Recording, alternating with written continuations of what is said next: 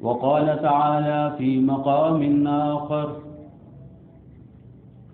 وما أرسلناك إلا رحمة للعالمين۔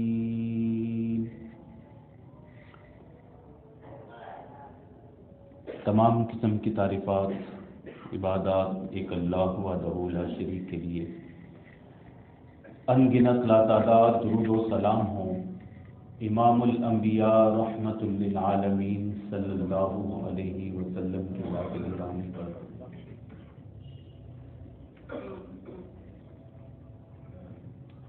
عزیزان گرامی، پیارے نبی صلی اللہ علیہ وسلم کی پاکیزہ زندگی،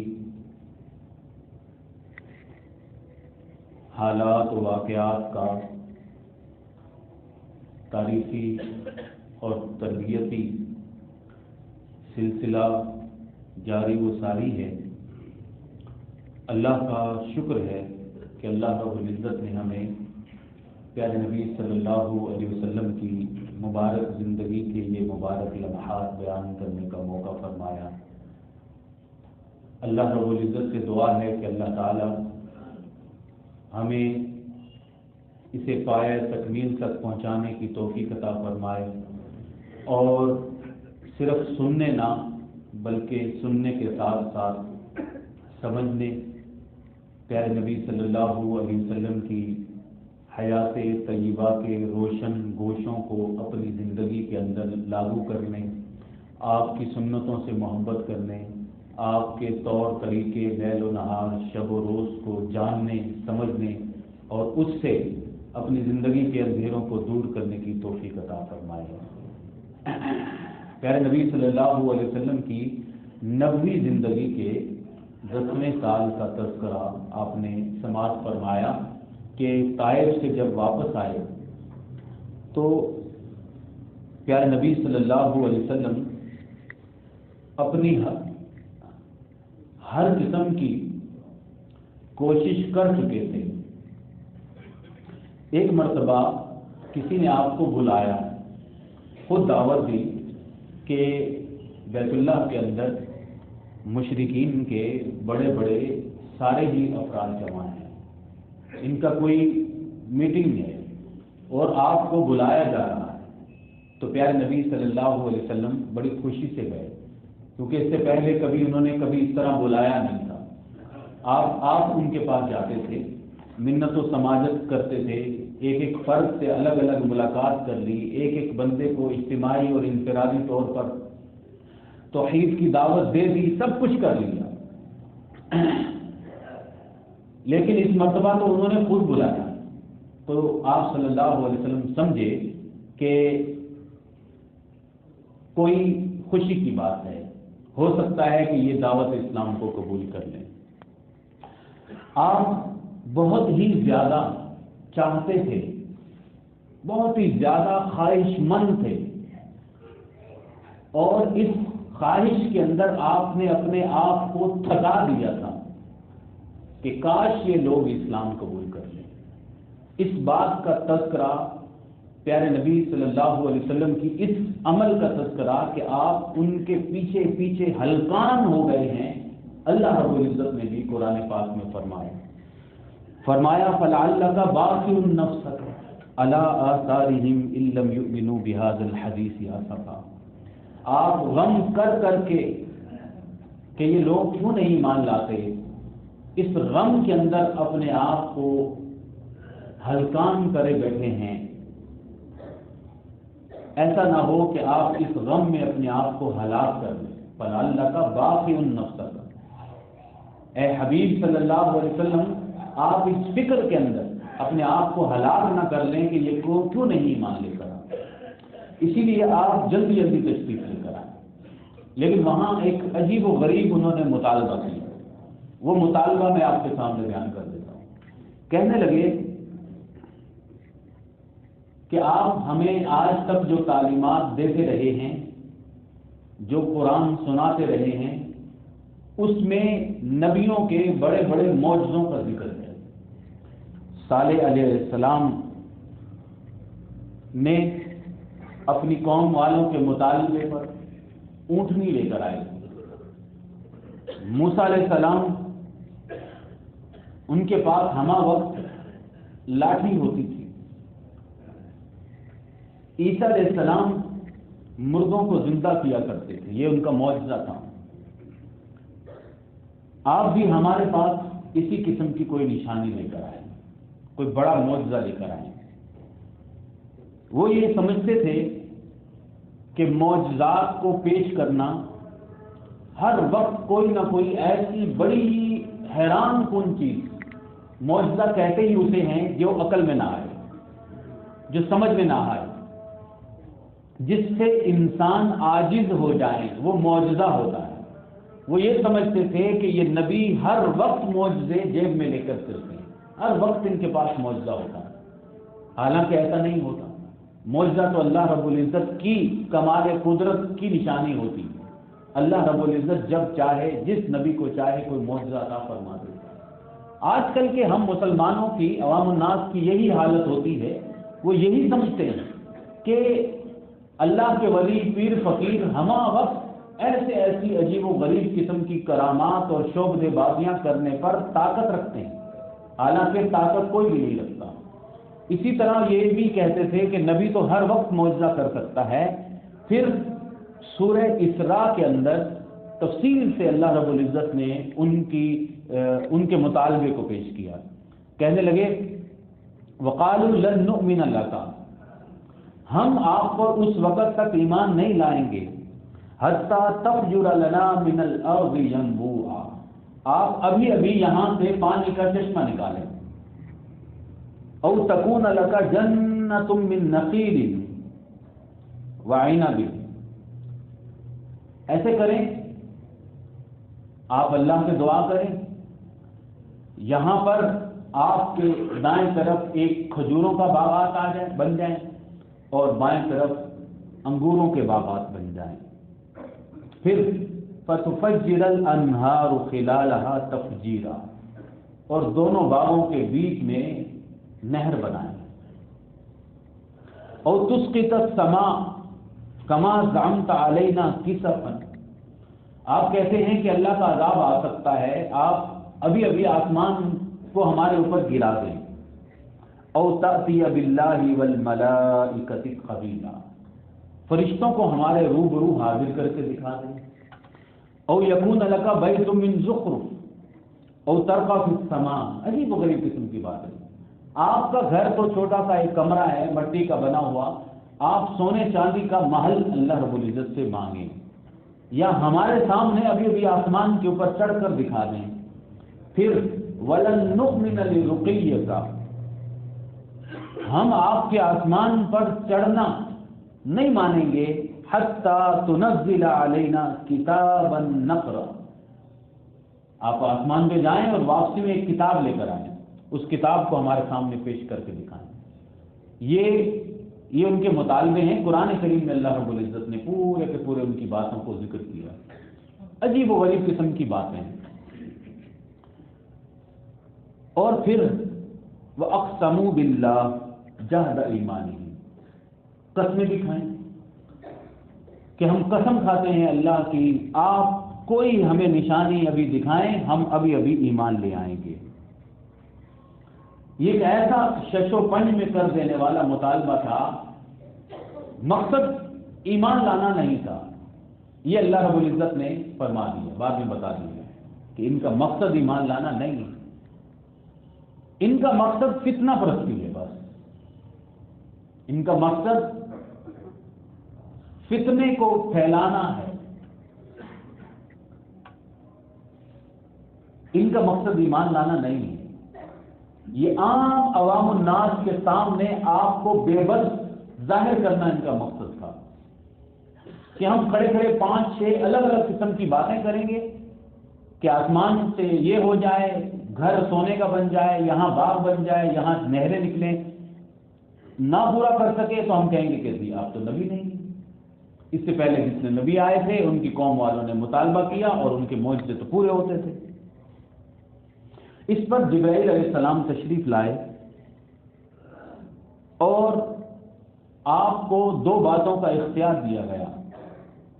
کہ اللہ کی سنت یہ ہے، اللہ کا طریقہ یہ ہے، وہ آپ کو بتا دیا گیا کہ آپ سے پہلے جتنے نبی آئے ان نبیوں کے ماننے والوں نے اگر کوئی مطالبہ کیا، معجزہ مانگا، اور اگر انہوں نے اس معجزے کو دیکھنے کے بعد ایمان قبول نہ کیا تو پھر فوراً اللہ کا عذاب آئے گا، اور پھر عذاب عام آتا ہے۔ وہ نشانیاں سب ساری دنیا کے پاس موجود ہیں۔ قوم عاد، قوم سمود، یہ یمن کے طرف چلے جائیں، عمان میں چلے جائیں، دیکھیں بڑے بڑے پہاڑوں کے اندر گھر بنے ہوئے ہیں، اتنے طاقتور تھے کہ پہاڑوں کو تراش کر بیچ میں محلات بناتے تھے، بڑے بڑے قداور تھے، 60 فٹ قد ہوا کرتے تھے، جوانی، طاقت، دولت، ہر قسم کے نشے تھے، شداد کی جنت مشہور ہے، ایسے ایسے لوگ تھے۔ لیکن جب انہوں نے اپنے نبیوں کو ستایا اور مطالبہ کیا، صالح علیہ السلام نے اونٹنی لے کر آ گئے، اب اگر وہ ایمان نہیں لائے تو پھر اللہ رب العزت کا عذاب ہوتا ہے۔ پھر آندھیاں چلتی تھی، طوفان آتے تھے، اور وہ پوری کی پوری بستیاں اونھے منہ فوراً ہلاک ہو جاتی۔ تو اللہ کی سنت یہ ہے کہ اگر قوم والے مطالبہ کریں اور پھر اس مطالبے کو اللہ رب العزت پورا فرما دے تو یہ اگر ایمان نہیں لائیں گے تو اللہ کا عذاب آ جائے گا۔ یا پھر دوسرا پہلو یہ ہے کہ اللہ رب العزت اس قوم کے لیے توبہ اور رحمت کا دروازہ کھلا رکھے۔ آپ کی مرضی ہے اے حبیب صلی اللہ علیہ وسلم، آپ دونوں میں سے کسی ایک کو منتخب فرما لیں۔ یہ مسند احمد کی حدیث ہے کہ یا تو ان کا مطالبہ پورا نہیں کیا جائے گا، ان کے لیے توبہ اور رحمت کے دروازے کھلے اور ان کی موت تک کھلے رہیں گے، یہ کبھی بھی ایمان لا سکتے ہیں، لیکن اگر اللہ نے معجزہ دکھا دیا تو پھر اللہ کا عذاب آئے گا، اور اللہ کا عذاب آئے گا تو اس میں نقصان کس کا ہوگا؟ اس قوم کے نبی کا نقصان ہوتا ہے یا اس قوم والوں کا نقصان ہوتا ہے، اس قوم کے امتیوں کا نقصان ہوتا ہے۔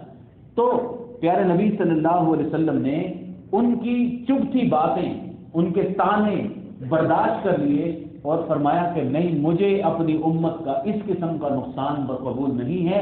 فرمایا میں توبہ اور رحمت کا دروازہ ہی کھولنا چاہتا ہوں۔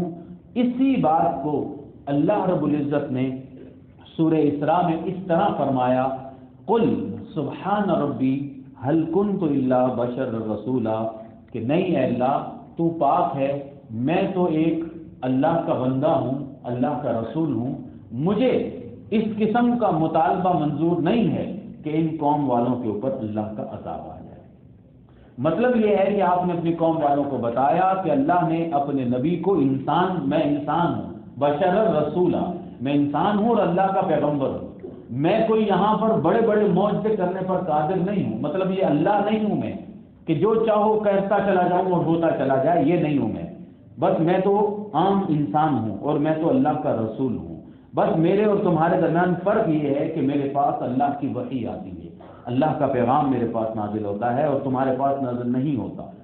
یہ اتنی بڑی بات تھی کہ اب سننے کے اندر ایک چھوٹی سی بات لگتی ہے، لیکن قوم والوں کے سامنے انسان اپنی آپ کو کم تر ہونا برداشت کر لے کہ مجھے ہی کم از کم باتیں کریں گے نا، سنائیں گے چلے جائیں گے، لیکن عذاب عام آ جائے اور پورے جزیرہ حجاز کے لوگوں پر پتھروں کی بارش ہو جائے یا سیلاب آ جائے، سب کو برباد کر دیا جائے، اور بعد کی قومیں بیٹھ کر باتیں کریں، سوچیں اور پڑھیں سیرت کو کہ نبی صلی اللہ علیہ وسلم آئے تھے، ان لوگوں نے کہا کہ باغ لے کر آؤ، نبی صلی اللہ علیہ وسلم نے باغ تو دکھا دیا، یعنی اپنے آپ کو بچا لیا، لیکن اس قوم والوں کے اوپر پھر اللہ کا عذاب آ گیا۔ تو رسول اللہ صلی اللہ علیہ وسلم نے فرمایا کہ نہیں، مطلب سمجھ رہے میری بات کہ معجزات سے انکار کر کے بھی لوگوں کا ہی فائدہ تھا، اس امت کا ہی فائدہ تھا، اور امت محمدیہ صلی اللہ علیہ وسلم میں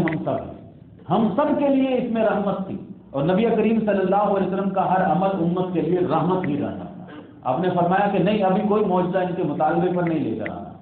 اللہ رب العزت نے فرما دیا کہ لو اننا نزلنا الیہم الملائکہ، اے حبیب صلی اللہ علیہ وسلم اگر ہم ان کی ساری خواہشیں پوری کر دیں، یہ کہتے ہیں فرشتے ہمارے سامنے آئیں، اگر ہم ان کے سامنے فرشتے لے آئیں، کلمہم الموتى، مردے کھڑے ہو کر باتیں کرنے لگ جائیں، حشرنا علیہم کل شیء قبلا ما كانوا لیؤمنوا، یہ ایمان پھر بھی نہیں لائیں گے، کیونکہ اللہ رب العزت ہیں، اسے حال، مستقبل اور ماضی سب کا علم ہوتا ہے۔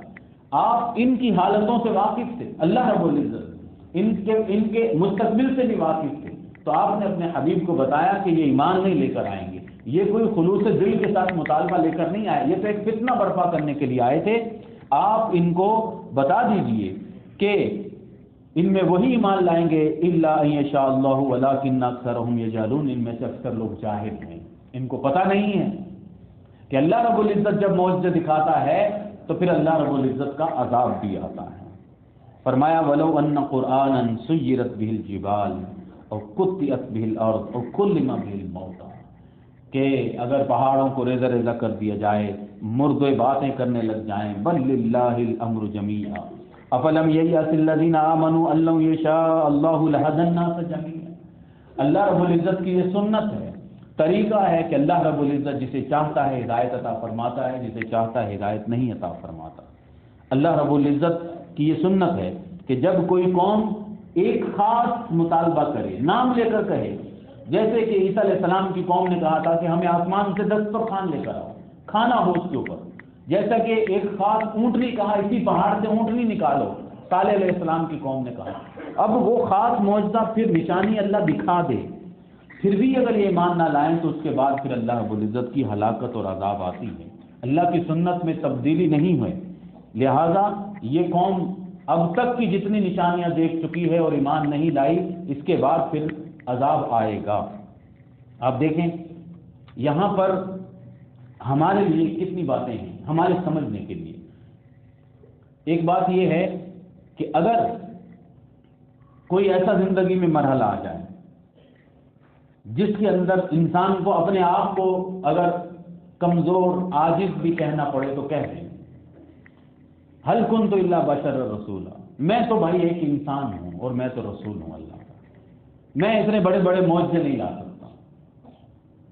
اس میں کتنی بڑی ہمارے لیے کہ اپنی ذات کو بڑا نہ ثابت کرے، حالانکہ وہ امام الانبیاء تھے، سب کچھ تھے، لیکن عاجزی کتنی ہے، میں ہی سب کچھ ہوں، بہت ہی بڑا عالم ہوں، ہر فن مولا ہوں، ہر چیز مجھے نہیں۔ کبھی بھی ایسا بات آ جائے دنیا والے کبھی بھی راضی نہیں ہوں گے، لہذا اپنی ذات کو نیچے کر دیں اور کہیں جو اللہ رب العزت جانتا ہے وہی ہو سکتا ہے۔ امام مالک رحمہ اللہ ایک ان کی سیرت کا بہت بڑا واقعہ پیش کیا جاتا ہے کہ مراکش سے بہت لمبا سفر کر کے، ہزاروں کلومیٹر سفر کر کے کچھ لوگ سوال کرنے کے لیے مدینہ آئے اور امام مالک کی خدمت میں حاضر ہوئے کہ ہم اپنے وہاں کے جتنے بھی اہم سوالات ہیں ہم لے کر آئے ہیں۔ امام مالک سے سوال کیا، امام مالک نے فرمایا لا ادری، میں نہیں جانتا اس کا جواب۔ وہ بڑے حیران ہوئے، کہا آپ کی شہرت پوری دنیا میں ہے۔ دوسرا سوال کیا، آپ نے فرمایا اتفاق کی بات یہ ہے کہ مجھے اس کا بھی جواب نہیں آتا، لا ادری۔ تو وہ لوگ کہنے لگے کہ ہم اپنی قوم والوں کے پاس جا کر کیا کہیں گے کہ ہم ہزاروں میل کا سفر کر کے گئے، مدینہ کے سب سے بڑے محدث کے پاس گئے اور اس سے سوال کیا تو انہوں نے کہا لا ادری۔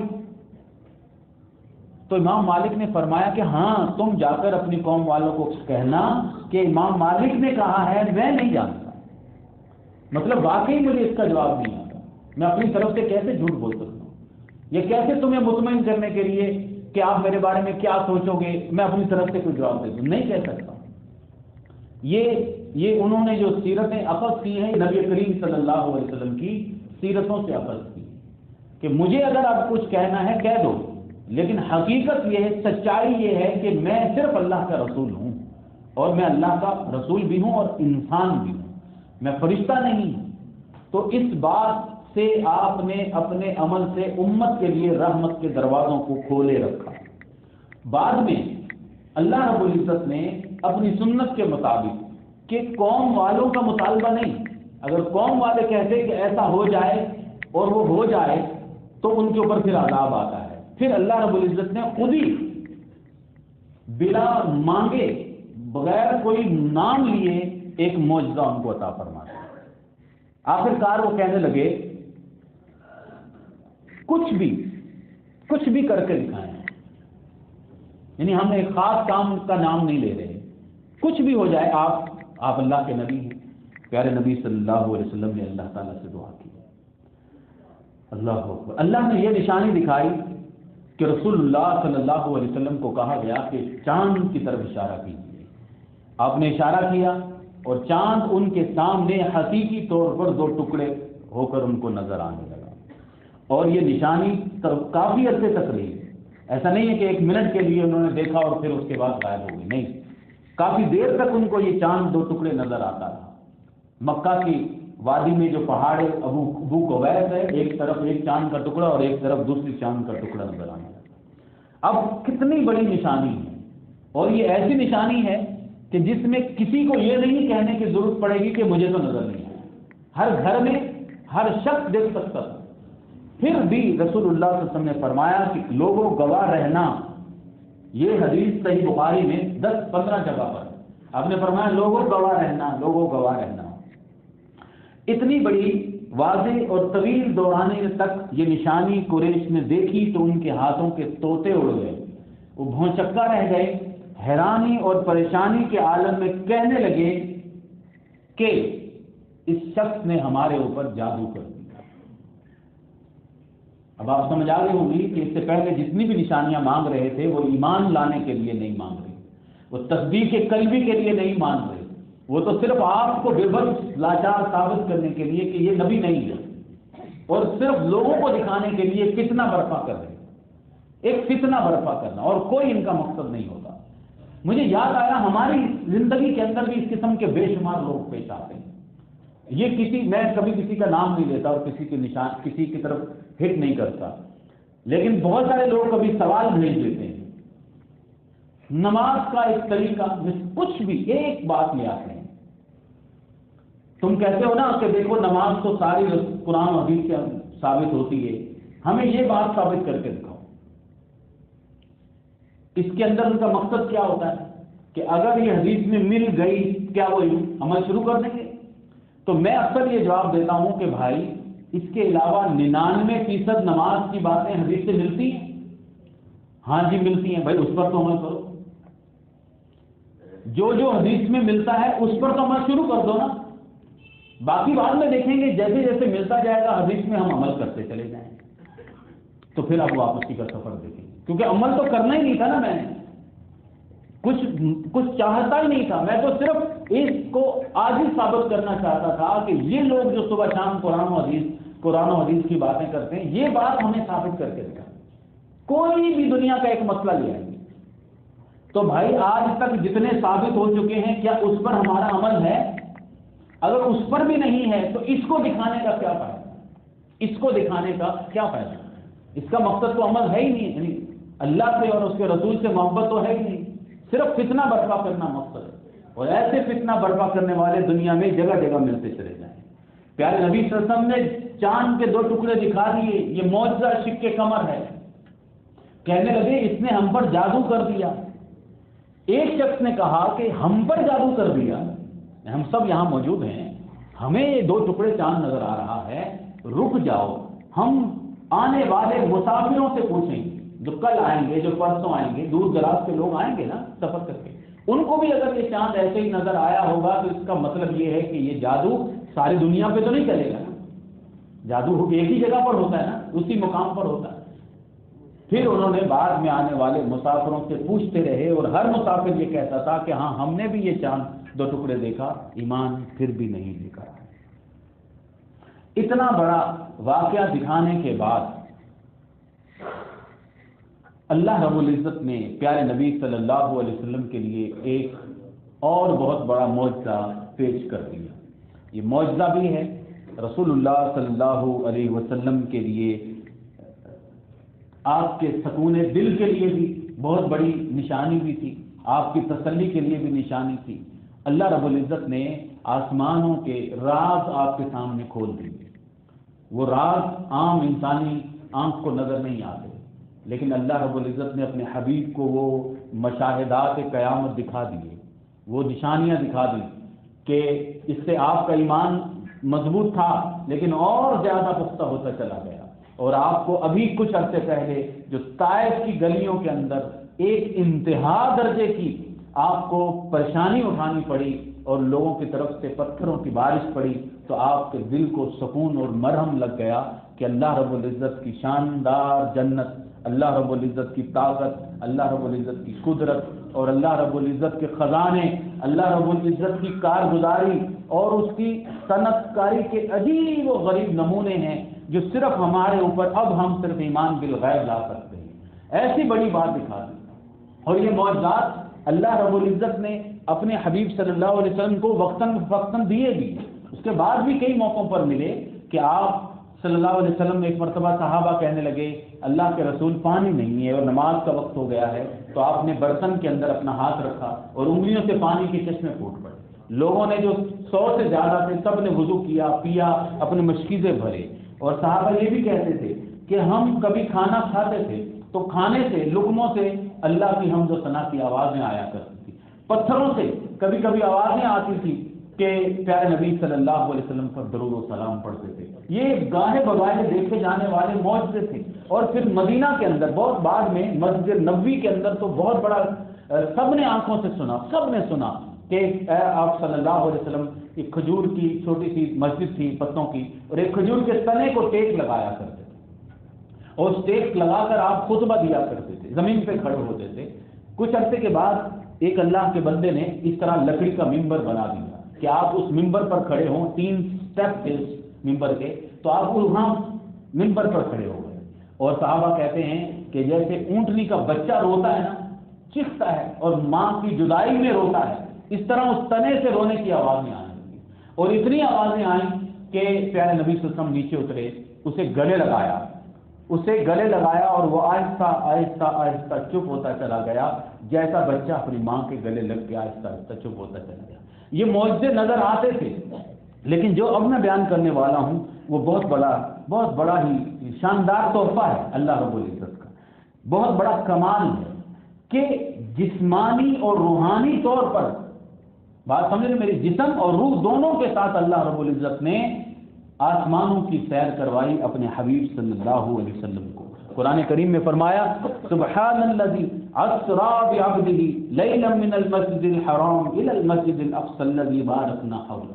وہ اللہ رب العزت بابرکت ذات ہے جس نے اپنے بندے کو راتوں رات مسجد حرام سے، بیت اللہ سے، مسجد اقصی وہاں پر جو اسرائیل میں ہے، بیت المقدس کے اندر ہے، مسجد اقصی تک لے کے گیا، اور جس کے ارد گرد اللہ رب العزت نے برکتیں، نشانیاں نازل فرمائیں۔ یہ سب نشانیاں ہم اپنے بندے یعنی نبی صلی اللہ علیہ وسلم کو دکھانا چاہتے تھے۔ یہ واقعہ تقریباً 12واں سال نبوت کا 12واں سال اس وقت پیش آیا۔ یہاں پر اگر 1-2 منٹ کے لیے وقت بہت تیزی سے مجھے بیان کرنا پڑے گا، ایسا کیوں ہوا؟ اللہ رب العزت اپنے حبیب صلی اللہ علیہ وسلم کو مکہ سے آسمانوں پر لے جا سکتے تھے یا نہیں؟ ہو سکتا تھا نا؟ ایسا کیوں ہوا کہ مکہ سے پہلے بیت المقدس شام گئے، وہاں سے پھر آگے سفر کیے؟ اس کا ایک چھوٹا سا جواب یہ ہے، محدثین فرماتے ہیں کہ رسول اللہ صلی اللہ علیہ وسلم جب یہ فرماتے کہ میں راتوں رات بیت اللہ سے آسمان پر گیا، تو آسمان تو کسی نے کبھی دیکھا نہیں، جنت کو کبھی کسی نے دیکھی نہیں، تو وہ کیا پوچھتے، کیا سوال کرتے؟ ان کا منہ کیسے بند ہوتا؟ ان کی تصدیق کے لیے آپ نے دنیا ہی کی ایک چیز کو دکھایا جہاں پر جانے میں مہینوں کا سفر لگتا تھا۔ یہ بھی ایک معجزہ تھا کہ یہ راتوں رات بیت المقدس جانا بھی بڑی تعجب کی بات تھی، پھر وہاں سے آسمان جانا بھی بڑی حیران کن بات تھی۔ بات سمجھ رہے؟ تو بیت المقدس پہلے گئے، جو دنیا کے اندر ایک چیز ہے جو سب نے دیکھی تھی، وہاں کے لوگوں نے سفر کرتے تھے، جاتے تھے تو وہ دیکھی تھی۔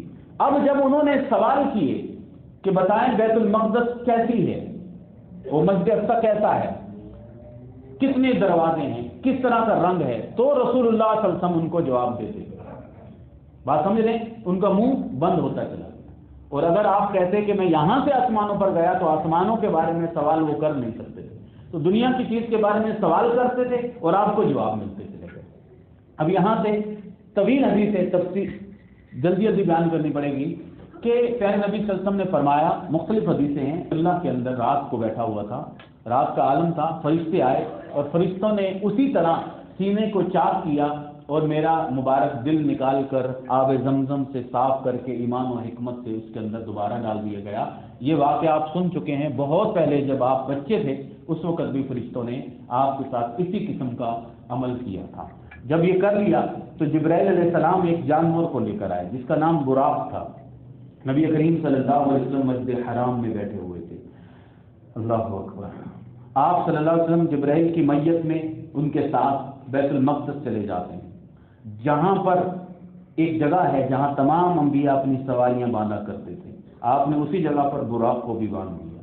پھر مسجد اقصی میں داخل ہوئے، وہاں پر 2 رکعت نماز پڑھی، نبیوں کی امامت کی۔ کس طرح امامت کی؟ جو دنیا سے جا چکے ہیں ان کی امامت کیسے؟ تو یہ سارا عمل ہی معجزہ ہے۔ یہ اللہ رب العزت نے اس دنیا کو دکھایا جو روحانی دنیا ہے، جہاں پر انبیاء کرام جنتوں کے اندر ہیں اور اللہ رب العزت کے انواع و اقسام کی نعمتوں کو حاصل کرتے ہیں، تو روحانی طور پر تو سارے زندہ ہیں۔ تو اللہ رب العزت نے انبیاء کو وہاں جمع کیا، آپ نے تمام نبیوں کی امامت کی۔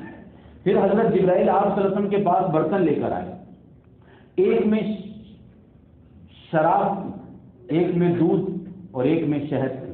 آپ صلی اللہ علیہ وسلم نے دودھ کو پسند فرمایا۔ پیارے نبی صلی اللہ علیہ وسلم کو فرمایا گیا کہ اے حبیب، آپ نے فطرت کے مطابق عمل کیا، یہ دودھ فطرتی چیز ہے، آپ کو بھی اللہ رب العزت نے ہدایت عطا فرمائی، آپ کی امت کو بھی اللہ ہدایت عطا فرمائے۔ اگر آپ شراب کو اٹھاتے تو آپ کی امت گمراہ ہو جاتی۔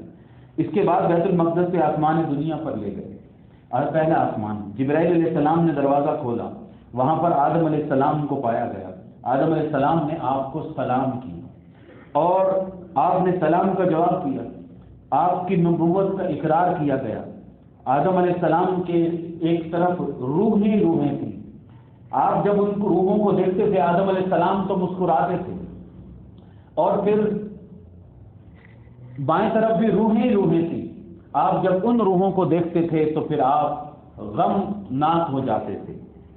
پوچھا گیا کہ آپ کی طرف یہ روحیں کون سی ہیں، تو بتایا گیا کہ یہ خوش قسمتوں کی روحیں ہیں، یہ جنتیوں کی روحیں ہیں، اللہ رب العزت ہمیں ان لوگوں میں شامل فرمائے۔ آپ جب بائیں طرف دیکھتے تھے تو فرمایا گیا کہ یہ بدبختوں کی روحیں ہیں۔ پھر دوسرے آسمان پر لے جایا گیا، وہاں پر 2 بھائی یحییٰ علیہ السلام اور عیسیٰ بن مریم، یہ خالہ زاد بھائی تھے اور دونوں اللہ کے جلیل القدر نبی تھے، دونوں نے آپ کو سلام کیا اور آپ کی نبوت کا اقرار کیا۔ تیسرے آسمان پر یوسف علیہ السلام کو دیکھا گیا، انہیں آدھا حسن دیا گیا تھا، وہ بڑے خوبصورت تھے، انہوں نے بھی سلام کیا اور آپ کی نبوت کا اقرار کیا۔ چوتھے آسمان پر ادریس علیہ السلام کو دیکھا گیا، انہوں نے بھی سلام کیا۔ پانچویں آسمان پر ہارون علیہ السلام اور چھٹے آسمان پر حضرت موسیٰ بن عمران علیہ السلام کو دیکھا گیا، انہوں نے آپ کو سلام کیا اور آپ کی نبوت کا اقرار کیا اور خوش ہوئے، آپ کو مل کر بہت خوش ہوئے۔ پیارے نبی صلی اللہ علیہ وسلم جب وہاں سے آگے گزرے تو موسیٰ علیہ السلام کی آنکھوں سے آنسو روانہ ہو گئے۔ پوچھا گیا کہ آپ کیوں رو رہے ہیں؟ انہوں نے فرمایا کہ میں اس لیے رو رہا ہوں کہ یہ نوجوان، یعنی پیارے نبی صلی اللہ علیہ وسلم، اس کی امت کے لوگ جنت میں زیادہ جائیں گے میری امت کے مقابلے۔ اللہم اجعلنا منہم، اے اللہ ہمیں ان لوگوں میں سے شامل کر۔ امت محمدیہ صلی اللہ علیہ وسلم کا وقت بہت طویل ہے، اور امت محمدیہ کے لیے اللہ رب العزت نے جنت کے رحمت کے دروازے اور توبہ کے دروازے قیامت تک کے لیے کھولے ہوئے ہیں۔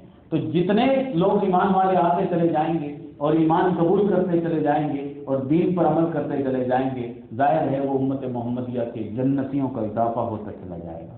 ساتویں آسمان پر حضرت ابراہیم علیہ السلام سے سلام کیا گیا، آپ کی نبوت کا اقرار کیا گیا۔ ابراہیم علیہ السلام ایک بیت المعمور سے ٹیک لگا کر بیٹھے ہوئے تھے جس طرح بیت اللہ ہے، اور دکھایا گیا کہ روزانہ اس گھر کے اندر 70,000 فرشتے داخل ہوتے ہیں اور اللہ رب العزت کی عبادت کرتے ہیں، دوبارہ ان کی پھر باری نہیں آتی۔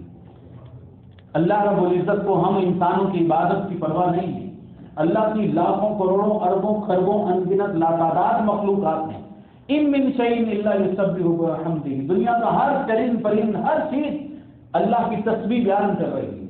ہم انسانوں کو دنیا میں دارالامتحان بنا کے اندر بھیجا گیا کہ اگر تم اللہ کی تسبیح بیان کرو گے تو تم اپنے آپ کو پاک کرو، اگر تم اللہ کی عبادت کرو گے تو تم اپنے خوشی کی بات ہے، تم توبہ کرو گے تو اپنے ہی نفسوں کا فائدہ ہوگا، تم اللہ کے دین کے مطابق زندگی گزارو گے تو کسی کے اللہ کی شان میں، اللہ کی سلطنت میں اضافہ نہیں ہوگا، یہ تمہارے بھلے کی بات ہے۔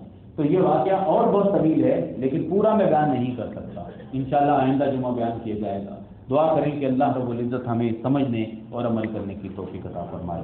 اللہ رب العزت ایسی عظیم الشان نشانیاں جو اپنے حبیب صلی اللہ علیہ وسلم کو دکھائی، جنت دکھائی گئی، جہنم دکھائی گئی، یہ ہمارا اس پر ایسا ہی ایمان بالیقین ہونا چاہیے کہ جس طرح آپ باہر جائیں گے آپ کو سورج نظر آئے گا، سورج چمکتا ہوا سورج روز روشن کی طرح، اس کے دیکھنے میں، اس کے ہونے میں کوئی شک نہیں۔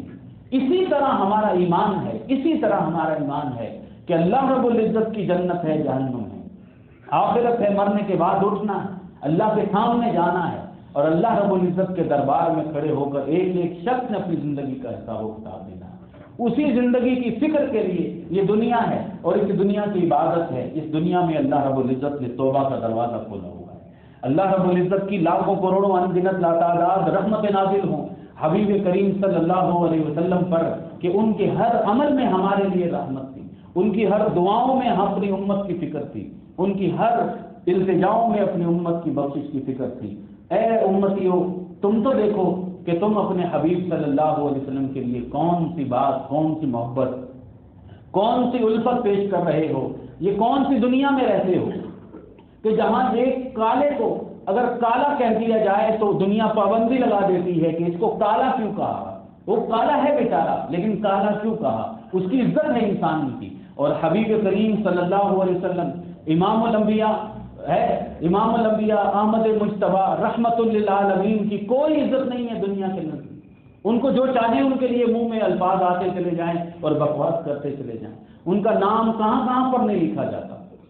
تو یہاں پر جہاں ہم رہتے ہیں یہاں پر بس اپنا ایمان بچا کے چلیں، اپنا ایمان بچا کے چلیں اور دیکھیں کہ دنیا کیسے کیسے قانون بنا رہی ہے کہ کالے کو کالا نہ کہو، گورے کو گورا نہ کہو، اور ہمارے نبی صلی اللہ علیہ وسلم کے لیے کوئی قانون نہیں ہے۔ یہ تم دلوں میں پیدا کرے، اپنے دلوں میں پیدا کرے۔